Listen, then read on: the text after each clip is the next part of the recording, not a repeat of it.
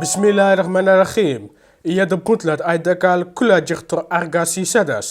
Jamhuuriyadda Mooska ee Villa Soomaaliya waxay ku luminaysaa dagaalka ay kula jirto Al-Shabaab.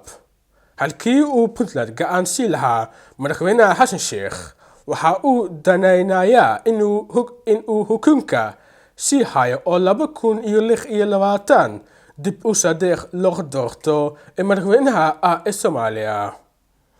Hadda waxaa la jooga waqtigii Puntland ku dhawaaqi lahayd konfederaalka ee Soomaaliya, konfederaalka ee Somaliland, Puntland, Jubbaland iyo Soomaaliya.